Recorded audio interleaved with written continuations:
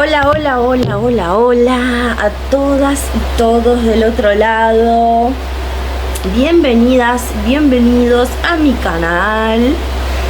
En el día de hoy les voy a estar hablando sobre una novela que yo particularmente quiero mucho, ¿sí? Le tengo mucho afecto, mucho aprecio, porque fue uno de mis primeros acercamientos a la literatura cuando yo era una niña, ¿sí? Y la obra en cuestión es Mujercitas de Louisa May Alcott. Bien, la primera edición que yo recibo es esta, que la tengo adornando mi casa. No está en mi biblioteca, está a modo de... está como en un espacio aparte para resaltar la importancia, y además tiene un valor afectivo muy fuerte porque fue un regalo de una prima, Teresa, que yo quiero mucho. Teresa, si estás viendo esto, sos lo más. Acá está la edición que yo recibí cuando era chiquita, cuando era una niña, básicamente. Si se escucha algo raro, es el ventilador, que lo tengo acá no se ve, pero lo tengo exactamente a 3 centímetros de mi cuerpo, porque hace un calor infernal en Tacuarembó, Uruguay. Real, que no se puede más, no se puede más. Bueno, estoy teniendo problemas con el pañuelito en fin.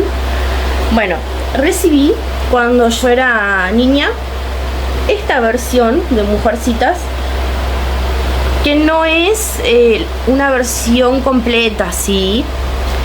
Miren,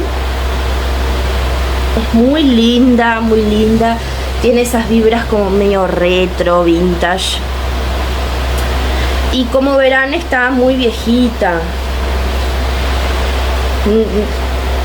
Más de 30 años este libro tiene, porque yo voy a cumplir 30 el 1 de agosto, y mi prima ya tenía este libro hacía varios años. Entonces, bueno, así todo, más o menos llegó completo el pobre libro.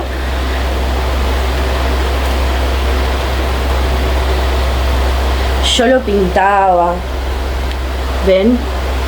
Lo pintaba, no. Y le puse mi nombre, miren. Ay, se me desintegra el libro. Lo pintaba. Bueno, gente, era una niña, perdón. Y le puse esto atrás: María Victoria Eva, mi nombre completo. En fin, bueno. Por suerte pudo perdurar. Perduró el libro y acá está. Lo vuelvo a dejar en su lugar. Acá. Muy bien. Ahí está. Bueno, yo leí esa versión, que no es la versión completa, ¿sí? Entonces, el año pasado o el año traspasado, no recuerdo, pero no fue hace mucho, adquirí la versión completa, porque dije, bueno, quiero leer Mujercitas, pero quiero leer toda la novela, ¿sí? No partes. Entonces adquirí esta edición. ¿Ven la diferencia? ¿Sí? Que también tiene algunas ilustraciones. Ay, espero que se esté escuchando algo.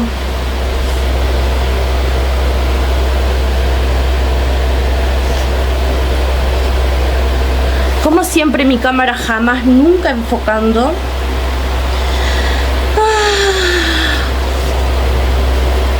¿Ven? Bueno, adquirí la versión completa, la leí, y quiero compartir con ustedes la introducción que viene en esta edición, que pertenece a Elaine Showalter o Sholter, perdón, creo que es Sholter la pronunciación, Elaine Sholter. es estadounidense. Así que creo que se pronuncia así. No sé, ustedes saben que yo soy... para mí las pronunciaciones son un tema, efectivamente. Mi lengua es el español y con mucha torpeza domino algo de inglés y más nada, ¿tá? Entonces, bueno, ¿qué quieren que les diga? Se hace lo que se puede y mientras tanto me voy arreglando ¿Saben que yo me pongo esto porque siento que, no sé, como que me refresca la cara? O sea, no es con fines tanto estéticos, sino es como que siento que como que me saca, me despeja la cara. Y eso hace que mi cerebro interprete que hace menos calor. No sé ni idea. En fin, yo como siempre, yéndome por las ramas, característico, lo hago en clases. Por supuesto que lo voy a hacer acá. En fin, bueno, este video no va a ser tanto un análisis propio, bien. Quiero compartirles la introducción de esta edición, que repito es de Elaine Sholter. Bien, va a ser como un breve estudio de la novela que me parece súper interesante. Entonces, la introducción va a comenzar de la siguiente forma. Hubo un libro en el que me pareció atisbar mi futuro yo. Mujercitas de Louisa May Alcott.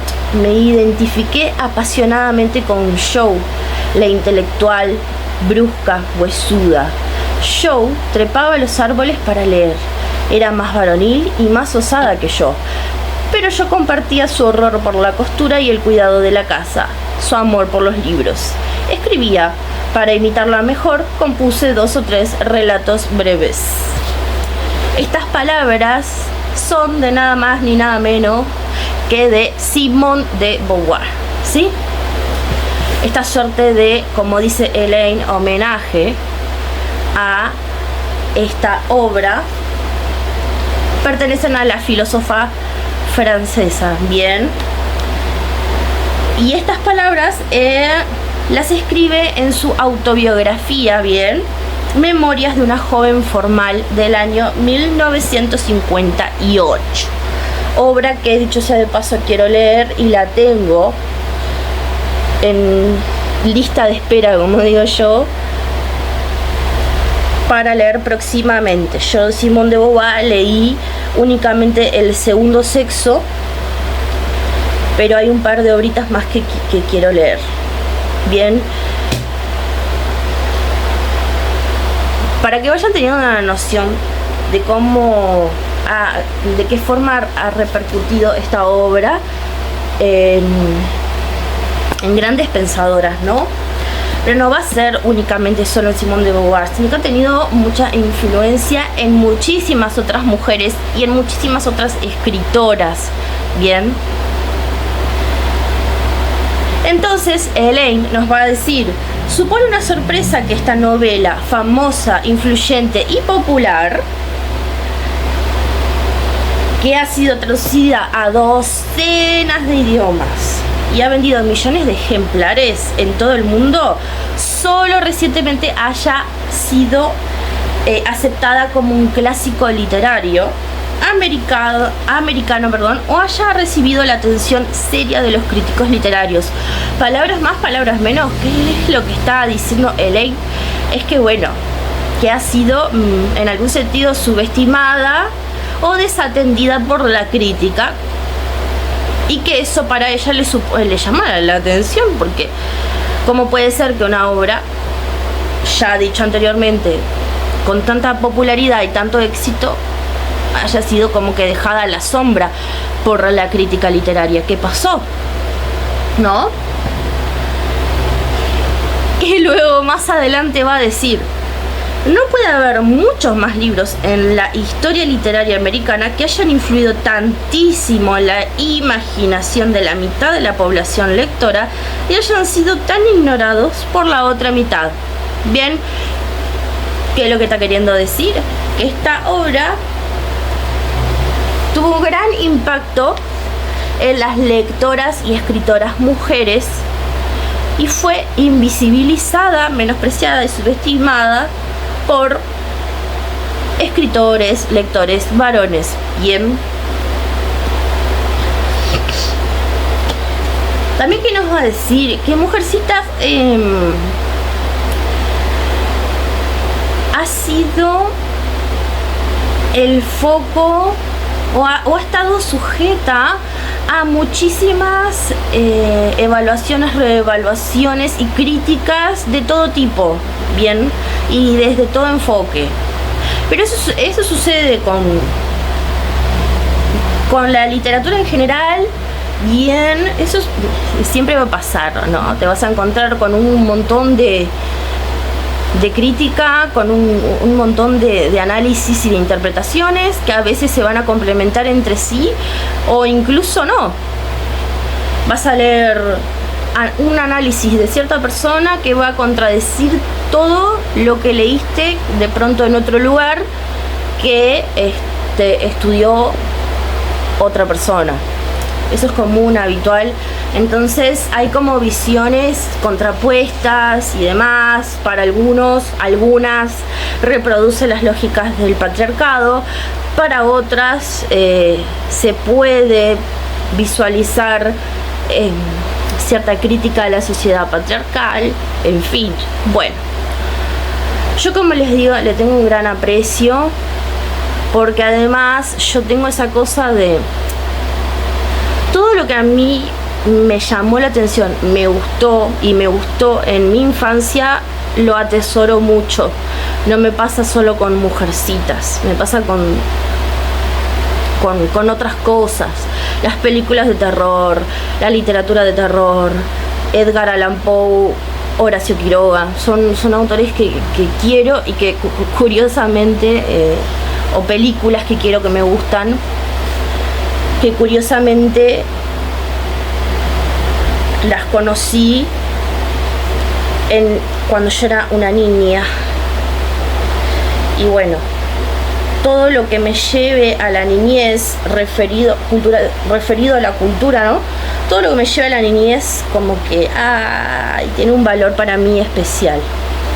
Lo cultural, ¿no? Artistas plásticos también. Yo, por ejemplo, más allá de que me parece talentosísima Frida Kahlo, le tengo mucho aprecio por eso, porque fue una de las primeras mujeres pintoras que como niña conocí. Entonces es re importante que las mujeres, ya desde temprana edad, tengamos referentas en femenino, que tengamos... yo sigo batallando con... Dios mío, nunca un video más serio, ¿no? Yo siempre batallo, siempre tengo algún problema. Me parece súper importante que las niñas desde temprana edad empiecen a tener y a ver y a empaparse de escritoras, pintoras, de mujeres que contribuyeron a la cultura, ¿bien? Es re importante. Entonces, bueno, Louisa May Alcott podría decir que fue una de las primeras mujeres en la literatura que descubrí. Y en el terreno de la pintura, que también me interesa mucho artísticamente, o sea, Frida Kahlo. Hay gente que no le gusta, etcétera, etcétera, pero yo considero que fue extremadamente talentosa. Adoro sus cuadros y además le tengo mucho cariño por eso, porque fue la primera pintora que yo descubrí siendo una jovencita. Esperen que hace mucho calor, hay 100 grados. Aprecien este vaso, me lo regaló una alumna y además lo amo porque es violeta y el violeta es mi color favorito.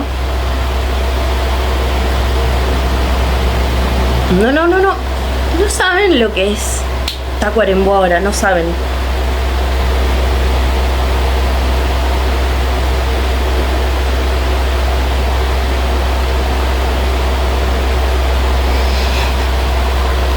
Pasaba 15 minutos tomando agua. Muy dinámico todo, por suerte. Bueno, Continuamos con Elaine Sholter. Bueno,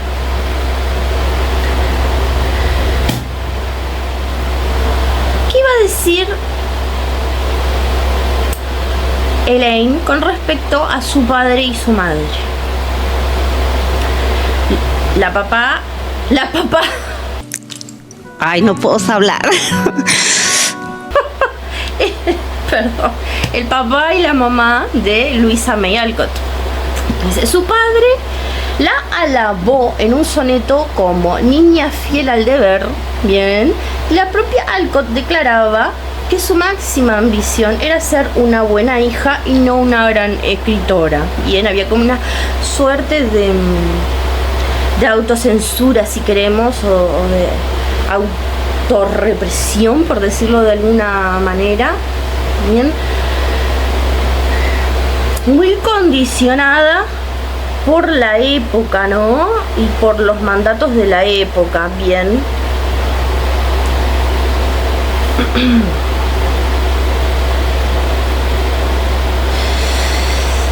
¿Y qué voy a decir más adelante? Para algunas críticas feministas, bien, los esfuerzos que Alcott hizo durante toda su vida para adecuar su imaginación al moralismo de su padre, bien, al mercantilismo de sus editores y al puritanismo propio de la época, le impidieron responder a su promesa literaria.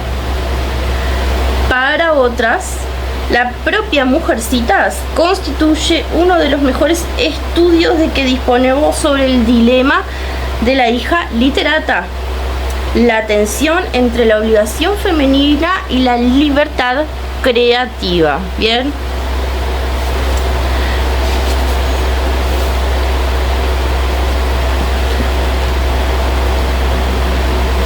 ¿Qué van a decir sus dos progenitores? O sea, su padre y su madre.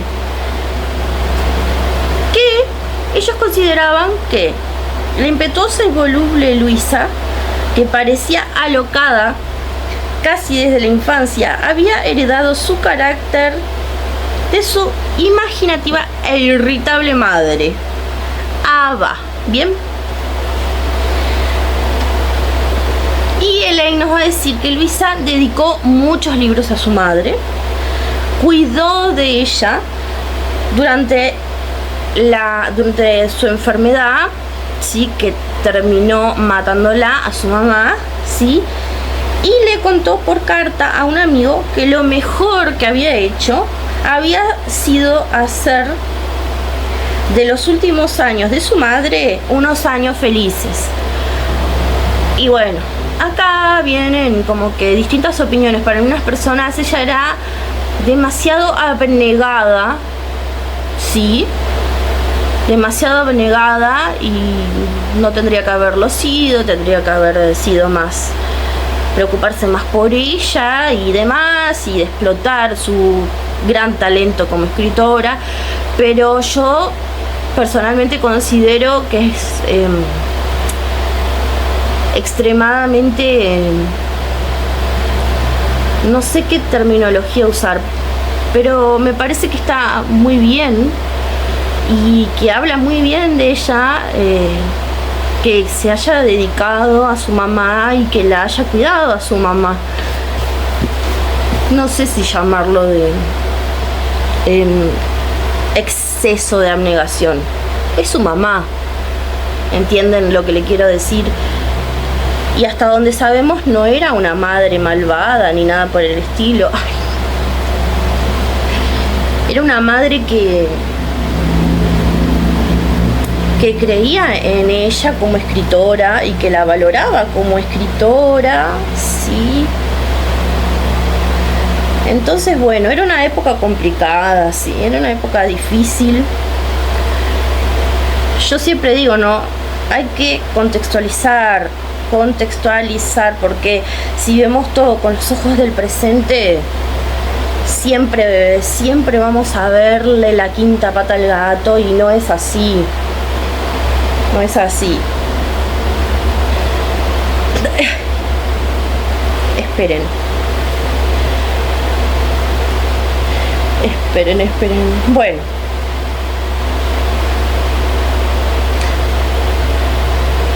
Y justamente así lo va a decir Elaine. Aunque Ava ofrecía su amor constante, su comprensión y su aliento a las aspiraciones literarias de Luisa, ¿vieron lo que les acabo de decir? Que la madre la apoyaba, ¿entienden? Bronson, el papá, la etiquetaba como la hija difícil de la familia. Difícil porque pensaba básicamente,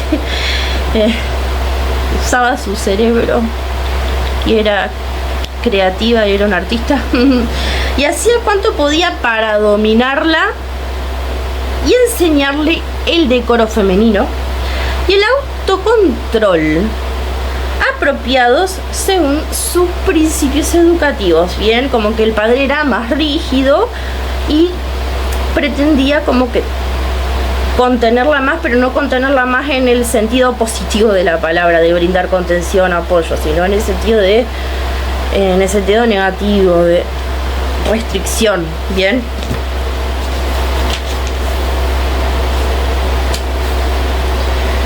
Bueno, Luisa, como toda gran escritor / escritora, fue una voraz lectora.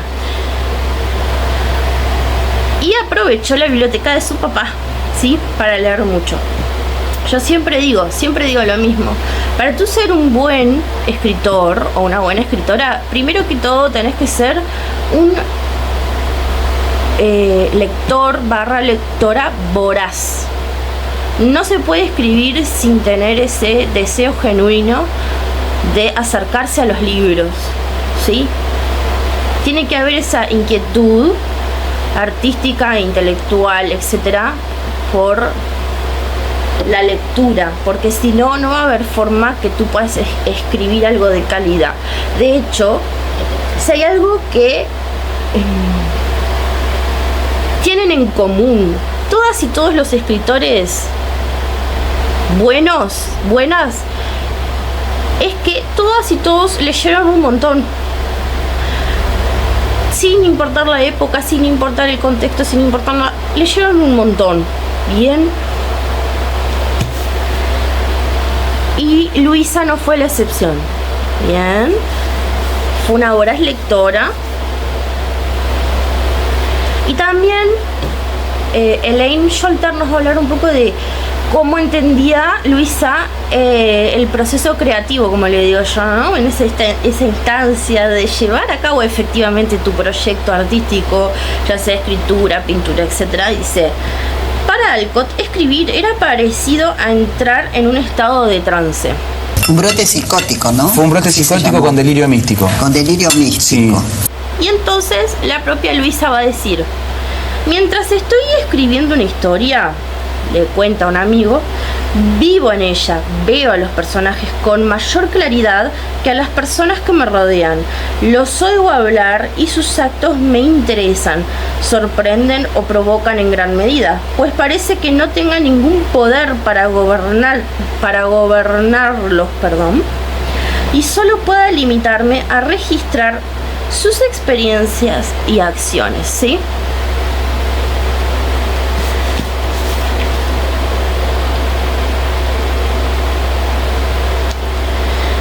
Bueno, un ejemplo, para darles un ejemplo de cómo era el padre de ella, ¿no? Y su intención de, bueno, como que coartarle un poco la libertad intelectual y artística. Cuando Alcott tenía 17 años, a su padre le llamó la atención de forma negativa que, mientras que el diario de Ana era una de sus hermanas, bien, trataba de otras personas, el diario de Luisa hablaba de ella misma. ¿Entienden? Y entonces, a partir de ese momento, y durante muchos años, nos va a explicar Elaine, Luisa escribió solo de forma intermitente, ¿sí?, en su diario. y su lucha por negar el yo se manifiesta en su característica omisión de la primera persona, tanto en las anotaciones de su diario como en las palabras de Joe en Mujercitas. Sí, ella tenía una relación que oscilaba, era una relación media extraña con los padres, como... Sí, era una relación de, no sé si de amor-odio, porque creo que no había odio, pero a su vez era de amorosidad, pero era medio conflictiva la cuestión, por esto que le estoy diciendo, ¿no? Su papá quería una nena dócil y una escritora. Una escritora no es una nena dócil, ¿entienden? Bien.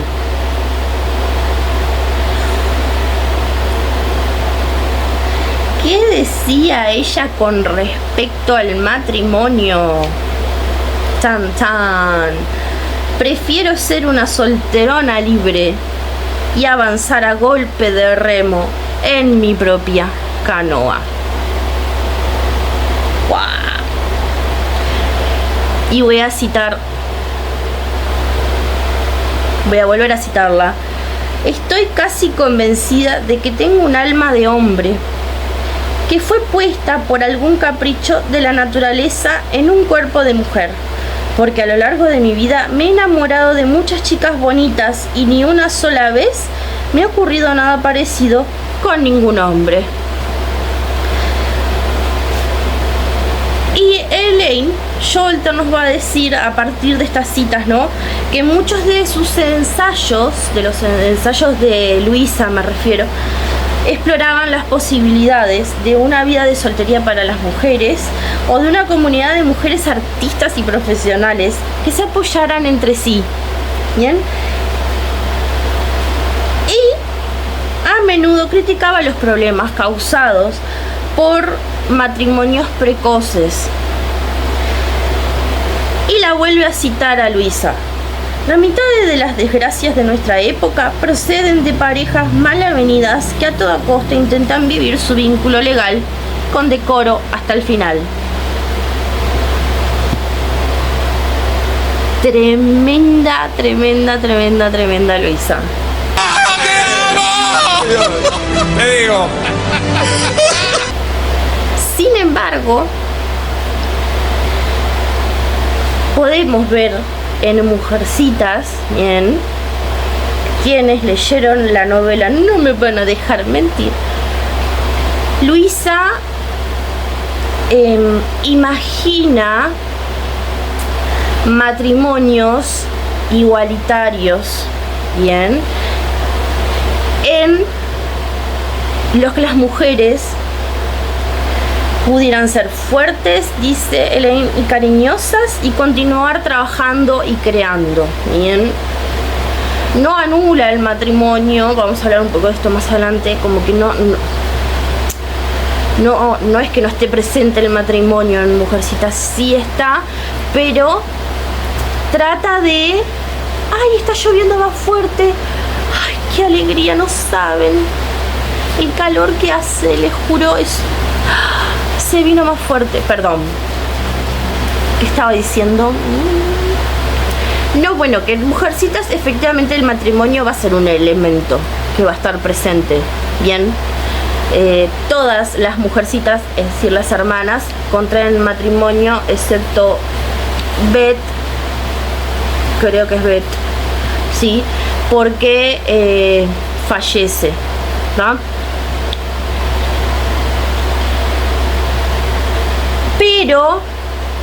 Pero por lo menos intenta construir Alcott matrimonios, como les decía, ¿no? Donde los dos pudieran enriquecerse mutuamente y no sea simplemente un contrato donde la mujer es una cosa y está sometida y solo tiene que ser ama de casa y ya, y el hombre es un ser frío y se terminó. No se ve eso en la novela, ¿bien? Entonces supone algo súper interesante para poder destacar.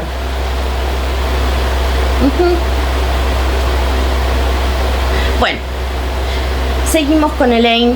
Dice, la vida de escritora profesional. Ay, sí, porque Luisa pudo efectivamente dedicarse a la escritura también. Ay, algo que amo. Tiene que cerrar el estadio. Los genios hacen eso. La vida de escritora profesional de Alcott comenzó cuando cumplió 30 años, ¿bien? Pero a su vez, ella se ganó la vida como costurera, como maestra y como empleada doméstica. En 1862 toma la decisión de irse a trabajar como enfermera voluntaria, bien, a la guerra civil en un hospital del ejército de Washington. Pero no duró mucho, estuvo unas, 6 semanas, sí, efectivamente, unas 6 semanas porque contrajo tifus, ¿bien? Y según nos dice Scholter, supone la primera experiencia de separación real de la familia, como que Alcott nunca pudo desprenderse del nido, digamos, y cuando ella toma la determinación de irse como enfermera voluntaria, ahí es donde hay un despegue, si bien duró poco, porque Luisa se enferma, bien. Es increíble esta mujer, no se puede creer.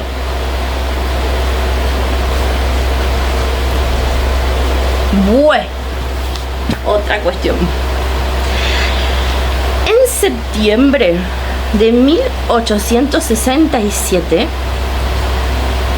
Thomas Niles, supongo que se pronuncia así, socio de la emprendedora editorial Roberts Brothers de Boston, le pidió a Alcott que escribiera un relato de chicas.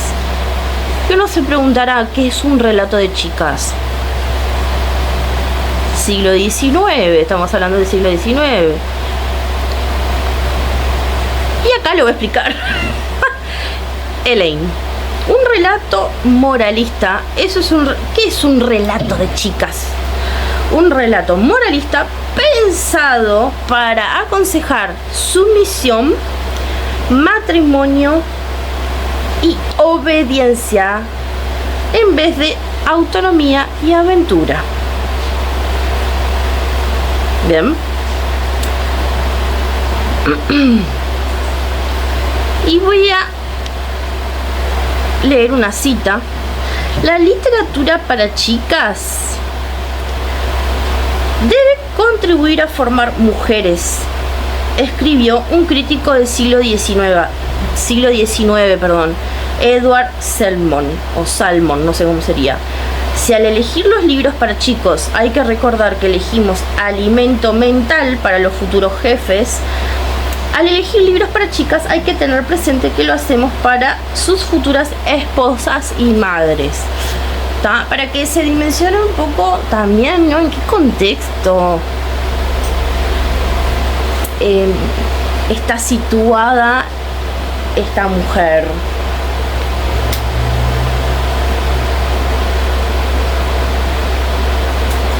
Realmente fue una rebelde para la época, ¿saben? Ay. Realmente fue una rebelde para su época.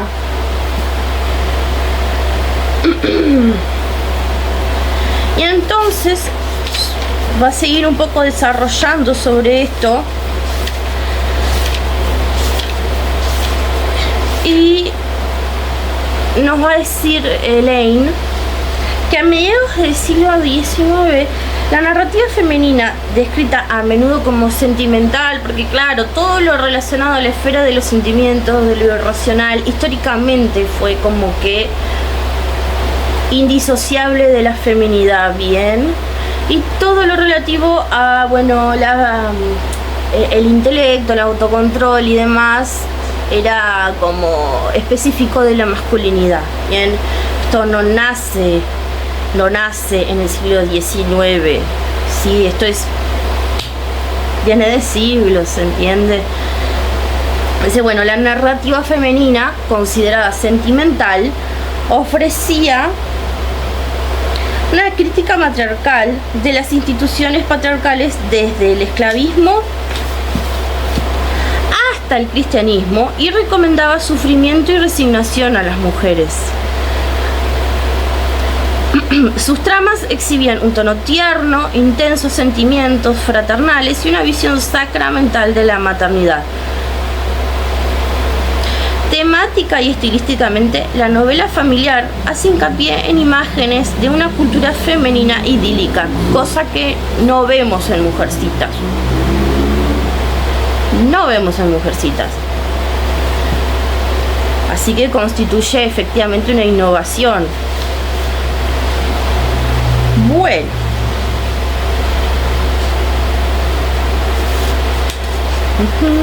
Esperen un poquito, que si vieran, claro, todo lo que tengo todo rayado, subrayado, escrito, bueno, es una cosa.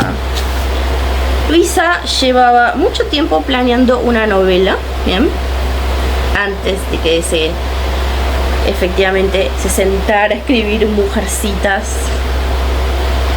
Quizá satírica, dice, sobre las visiones de Bronson y las penalidades de la familia Alcott, que se llamaría La familia patética, El coste de una idea o Los desamparados. Pero en cuanto comienza a escribir bien, en cuanto comienza a escribir Mujercitas me refiero, renuncia a este plan y comienza a hablar de sí misma y sus hermanas. Bien, enviando al señor March a la guerra civil y empezando con la Navidad entre las señoritas March y su madre. Bien, el señor March, a quien hace referencia, es un personaje de Mujercitas y es el padre de la familia. Tenés a la mamá, al papá y a las 4 hermanas. Bien, y estos 6 personajes están inspirados en la familia, en la propia familia de Luisa. Por eso es como súper significativo que la novela comience con la ausencia del padre. Es como decir, voy a desatender todos los mandatos que me querés imponer y te mando a la guerra civil, porque claro, en la novela no está el padre por eso. Entonces también las chicas y la mamá son además muy pobres y tienen que ganarse la vida y sacar adelante una casa sin la figura del padre. Esto es súper interesante de ver porque es como una comunidad de mujeres autónoma. Creo que hay una crítica feminista que lo dice, o sea, es real. Son 5 mujeres solas y viviendo precariamente, pero viviendo al fin y al cabo solas. Entonces, nada, interesante. Es como simbólicamente querer desplazar en algún sentido, desatender a las restricciones del padre verdadero de Luisa, ¿entienden? Bueno,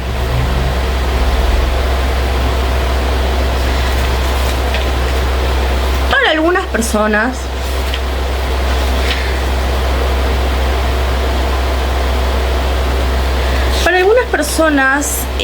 el realismo que se maneja en esta obra es muy simplista, ¿bien? Y Elaine Sholter va a sostener que no, y nos va a decir: a pesar de sus afirmaciones sobre el libro, el realismo de Alcott nunca fue simplista. Encontró numerosas formas innovadoras de representar las tensiones y los conflictos en la vida de sus personajes. En la obra, por ejemplo, Joe puede vestirse como un hombre, cortejar a su hermana, expresar rabia y planear un asesinato, además de practicar la brujería con toda impunidad. No obstante, dado que Alcott siempre consideró a la imaginación femenina la maldición de la bruja, la obra sugiere la frustrante paradoja del instinto creativo de Shaw en la sociedad de una Nueva Inglaterra posterior a Salem.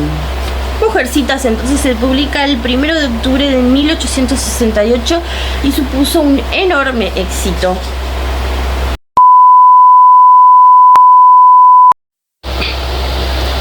Bueno, gente, me saqué el pañuelo porque era una cosa que ya no podía sostenerse más. Iba a estar todo el rato acomodándome el pañuelo y no. Bueno, vamos a continuar. Como les decía, bueno, Shaw, que es una de las mujercitas, es una mujer, y como también lo menciona Simone de Beauvoir, ¿no? Una filósofa francesa, famosa por su obra El segundo sexo. Shaw es rebelde, es una intelectual, lee un montón, escribe, incluso llega a ganar dinero escribiendo. No le importa demasiado el tema del decoro femenino, de cómo debe actuar una verdadera señorita. Entonces, bueno, ocurre un dilema en torno a la figura de Shaw y todo lo que representa Shaw, que vendría a ser la rebelde, ¿bien? Entonces, Luisa dice: Shaw debería haber sido una solterona literata, le escribió a su amigo Alf Whitman, pero fueron tantas las jóvenes damas entusiastas que me escribieron exigiendo con vehemencia que se casara con Lori, no sé, otro personaje que es amigo de Shaw, o con alguien, o sea que había que casar a Shaw, que no me atreví a negarme y con intenciones perversas fui y le busqué una pareja extraña. Espero provocar la ira de muchas, aunque la perspectiva más bien me agrada. Bien, o sea que a Shaw había que casarla, pero no quiere satisfacer de todo a sus lectoras, entonces no la va a casar con Lori, creo que se pronuncia Lori. Laurie es amigo de Shaw. Son amigos, bien. Y él en la novela, yo me río, él en la novela se enamora de ella y él está muy bien económicamente, ¿sí? Está en una posición económica muy, muy buena, lo que suponía una ventaja, obviamente, para Shaw. Lori se enamora de ella y bueno, se quiere casar con ella y Shaw le dice que no. Y él no lo puede aceptar, se encapricha, se enoja, incluso se tiene que ir del país para despejarse, o sea, y Shaw no se doblega frente a los caprichos de él y la insistencia de él y la rabieta de él. Es como, no, sos mi amigo, ya está, no me voy a casar contigo. Eso también es como desafiante porque tenía todas las de ganar. Se llevaban súper bien. Lori es un buen partido porque es un personaje que cae bien, no es un mal hombre, digamos, no es malo ni nada, tiene sus cosas, pero como todo el mundo tiene sus cosas, o sea, no es un personaje idealizado, bien, por eso el realismo de Mujercitas, no es un personaje idealizado, es muy humano, pero te cae bien y además está en una posición económica súper buena. Entonces, y a medida que va leyendo como que fantasea así y incluso se quiere adelantar a los hechos y van a terminar juntos. ¡Ah! No, señor. No solo no van a terminar juntos, sino que a Lori le va a explotar el cerebro, así, ¿cómo me rechazás? Va a perder el autocontrol tan propio de la masculinidad supuestamente. Y bueno, le va a costar asumir el rechazo por parte de Joe. Qué gran personaje Joe. Buah. La segunda parte, porque esto me olvidé, Mujercitas tiene 2 partes. Bueno, la segunda parte vendió 13.000 ejemplares en el mes sucesivo a su publicación, el 14 de abril de 1869. Al final del año, Luisa había ganado $8.500 en derechos de autor y la suerte de la familia había cambiado. También se dice que el padre como que no era muy... no le gustaba mucho trabajar. Entonces era como una suerte de mantenido por Luisa.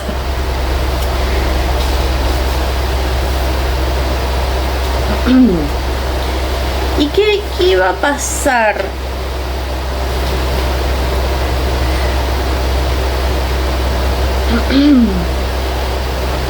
Van a querer, las editoriales van a cambiar los escritos originales de Luisa por considerarlos fuera de lugar. Había que ser más políticamente correctos, ¿se entiende lo que les quiero decir? Entonces Elaine Sholter nos va a decir que hay, por ejemplo, cambios muy significativos en las descripciones de 2 personajes importantes. La Marmee original era una señora robusta y maternal. Todo en ella parecía decir: ¿puedo ayudarte en algo?, lo que le daba un aspecto encantador. No era especialmente bella. En la edición de 1880 estos detalles han desaparecido y Marmee se vuelve mucho más refinada, mundana e idealizada. Alta en lugar de robusta, una mujer vestida sin elegancia pero de aspecto noble. Bien. Y continúa Elaine diciendo: la descripción modificada de Lowry es aún más representativa de los dictados de los roles de género en la literatura de éxito. Claro, había que vender, gente. En el original, cuando Joe calibra a Lowry en la fiesta de los Gardiner, él es tan extraño como andrógino, con cabello negro y rizado, piel canela, ojos grandes y negros, nariz larga, buena dentadura, manos y pies pequeños, tan alto como yo. Al invitar a bailar a Joe, Lowry hace una pequeña reverencia al estilo francés. Sin embargo, al parecer, esos rasgos considerados para la época imperfectos y esos gestos extraños y afeminados suponían un problema en el héroe romántico, nos explica Elaine. En la edición de 1880, Lowry ha mejorado mucho. Nariz hermosa, excelente dentadura, manos y pies menudos. Y lo más significativo para la creencia en la superioridad masculina, ahora Lowry es más alto que Joe y le invita a bailar con una pequeña reverencia galante. Y acá quiero hacer un paréntesis, porque yo siempre digo, cuando vos lees una traducción, no estás leyendo a la autora / autor, estás leyendo a un traductor / traductora. ¿Está? Efectivamente, Mujercitas fue una obra muy manoseada y censurada, ¿bien?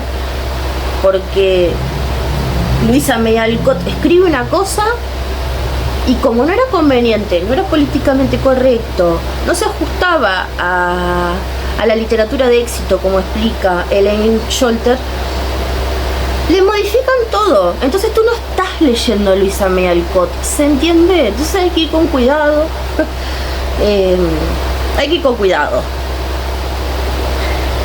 Y acá lo va a decir Elaine. La edición de 1880, que es la que casi todos los lectores modernos conocen,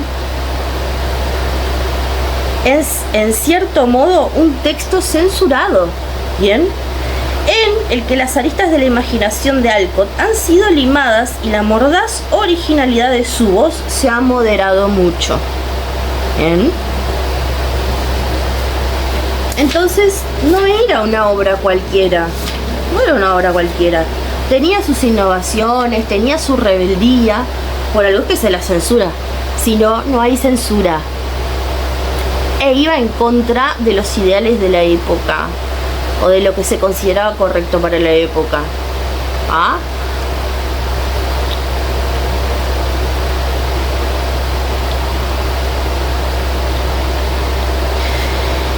Y nos va a decir, Stern, editora literaria y la más distinguida biógrafa de Alcott, dice que Alcott aceptó esos cambios, otro signo de la pérdida de audacia y confianza en sí misma que experimentó en la última parte de su carrera. Y acá voy a leer una cita. Aunque no me gusta escribir cuentos con moraleja para las jóvenes, le escribió a un admirador. Lo hago porque me pagan bien. A veces, bueno, hay que ceder. Yo no la juzgo. Yo no la juzgo. Hay que estar en la época, hay que estar en el contexto. Y bueno, ya me voy para ir finalizando. Joe no es la única artista en la familia. Va a estar Amy. Amy es pintora. También me identifico entre comillas o conecto con Amy porque tiene otra personalidad, es más tranquila, ¿no? Y pinta. Por eso es que me gusta este personaje también. Dice Lane: al explorar y comparar el desarrollo artístico de Joe y de Amy, Alcott sugiere que el modelo romántico de la genialidad comporta graves problemas para las mujeres, dado que deriva de la experiencia y la mitología masculinas. La genialidad obliga al artista a sacrificar el aspecto femenino de su personalidad o a trabajar continuamente con la sensación de una infinita inferioridad artística. Bien. Tanto Joe como Amy se miden sin cesar con los modelos más imponentes e inalcanzables de genialidad masculina. Shakespeare para Joe y Miguel Ángel para Amy. Bien, es como que no se puede estar a la altura de estos genios masculinos, porque las barreras son distintas, ¿sí? No es lo mismo aspirar a la grandeza y la genialidad siendo mujer que siendo hombre. Siendo mujer vas a tener muchas más trabas. Bien, el camino recorrido, trazado, no va a ser el mismo. Tú como mujer vas a tener más obstáculos. No puede haber tanta maldad, mi amor. No puede haber tanta maldad.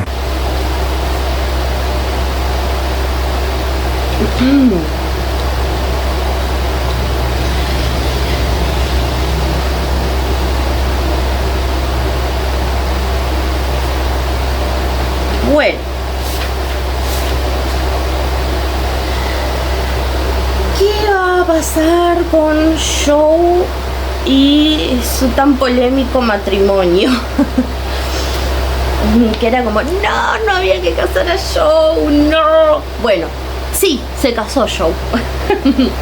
Entonces nos va a explicar Elaine que dentro del marco victoriano de la novela, la separación de Joe con respecto a su familia solo podía darse a través del matrimonio. No había otra opción. A los 15 años, Joe prefiere ser una solterona a casarse por dinero que una esposa desgraciada. Y Marmé, coincide. Más vale ser una solterona feliz que una esposa desgraciada. Sin embargo, nos va a explicar Elaine, la soltería no se presenta de una forma positiva en la novela, ¿sí? O sea, el matrimonio va a ser el destino al final de estas chicas. Dice, en esta etapa de la narrativa de Alcott no existen alternativas viables al matrimonio, aunque las exploraría en sus obras posteriores, pero eso es otro cantar y estamos hablando específicamente de Mujercitas, bien.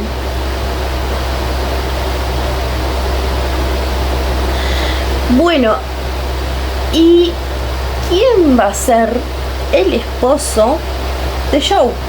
El profesor Baer, o Baer, no sé, perdón, disculpas, no sé cómo se pronuncia. Y como personaje va a haber opiniones encontradas. A muchas no les gusta, a mí sí me gusta. No es que coincida con Elaine por coincidir. Antes de... No, mentira, leí primero la introducción y después leí la novela, pero a mí me gusta ese candidato para Joe. Me parece que está bien pensado para Joe. O sea, la casa, digo así, la casó, pero no la casó con cualquiera. Entonces es como que, bueno, encontró como ahí una forma de cerrar la historia de Joe y no defraudar tanto, digamos.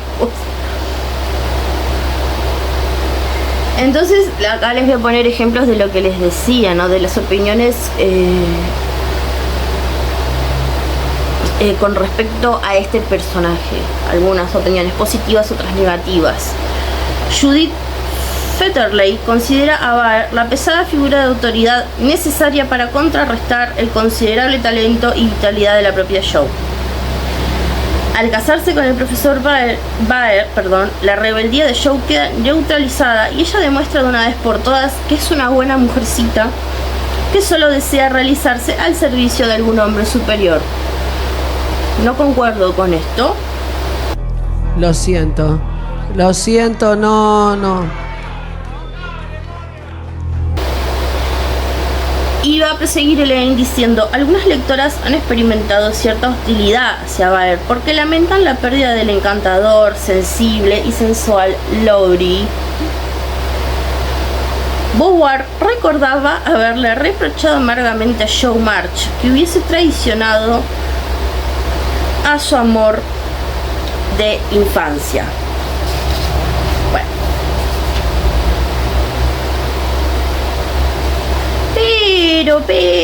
Pero, contrario a la opinión negativa de algunas lectoras,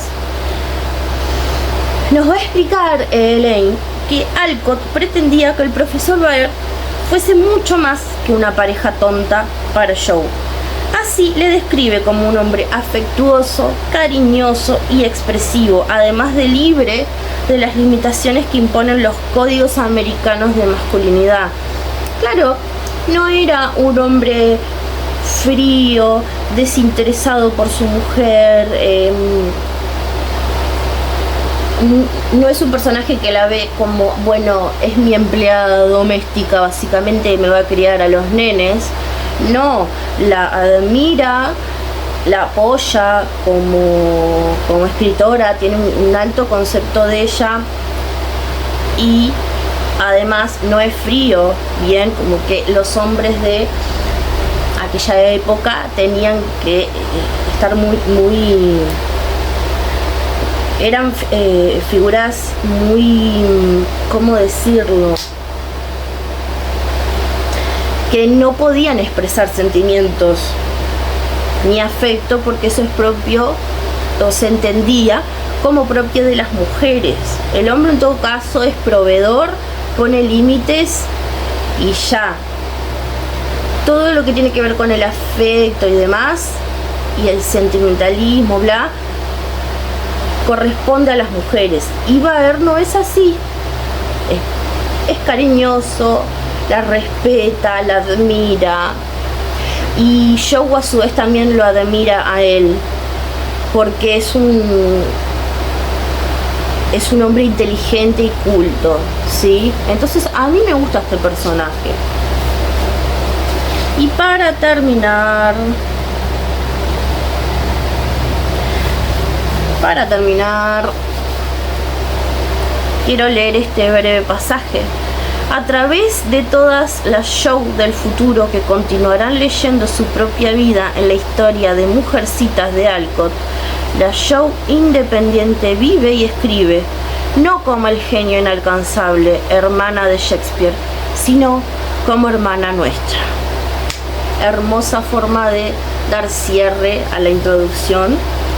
Me emociono. Y bueno, por acá me voy despidiendo. Como siempre les digo, espero que hayan entendido, que les haya servido, que les haya gustado, que les haya sido entretenido. Siempre las y los animo a comentar, a darme su punto de vista, ya sea a favor de, en este caso, Elaine, o diciendo no, yo pienso otra cosa. Siempre digo lo mismo cuando se trata de literatura, está bueno que se generen intercambios, aunque sean totalmente contradictorios, ¿sí? Así que bueno, no quiero alargar más esto, me despido, que pasen bien y nos vemos en un próximo video. Adiós.